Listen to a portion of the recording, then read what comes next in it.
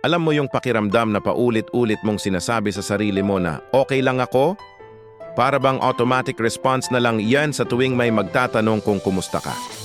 Minsan nga, hindi mo na rin alam kung kailan nagsimulang maging ganito, 'di ba? Sa una, alam mong hindi totoo. Alam mong nagsisinungaling ka lang para hindi mag-alala ang mga taong nagmamahal sa'yo. Para hindi ka maging pabigat. Para hindi ka maging istorbo. Pero habang tumatagal, parang nagiging totoo na rin. Nasanay ka na kasi sa bigat ng nararamdaman mo. Nasanay ka na sa sakit, sa pag-aalala, sa pangamba. Nasanay ka na ring magdamdam mag-isa. At alam mo kung ano ang nakakatakot doon. Hindi lang ikaw ang niloloko mo. Pati sarili mo naniniwala na sa kasinungalingang yan. Naging eksperto ka na sa pagsuot ng maskara.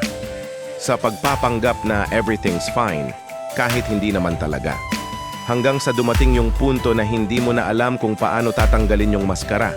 Pero gusto kong malaman mo, hindi mo kailangang magpanggap na malakas ka palagi.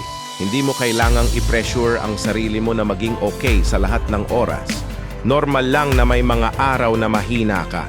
Napagod ka, na gusto mong umiyak.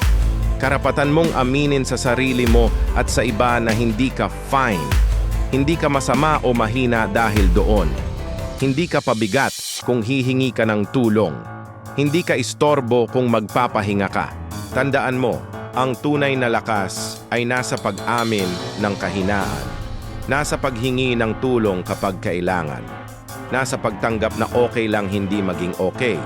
Kaya kung nakikinig ka ngayon at ramdam mo tong sinasabi ko, gusto kong malaman mo na hindi ka nag-iisa. Na may mga taong handang makinig at umintindi sa'yo. Na may mga taong handang sumuporta at tumulong sa'yo. Huwag mong hayaang maging permanenteng maskara ang I'm fine mo. Huwag mong kalimutang alagaan din ang sarili mo. At kung kailangan mo ng kausap, andito lang kami.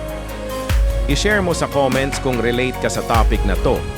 At kung gusto mo pang makinig ng ganitong mga usapan, i-subscribe mo na ang channel para hindi ka makaligtaan ng bagong videos. Salamat sa pakikinig at ingat ka palagi.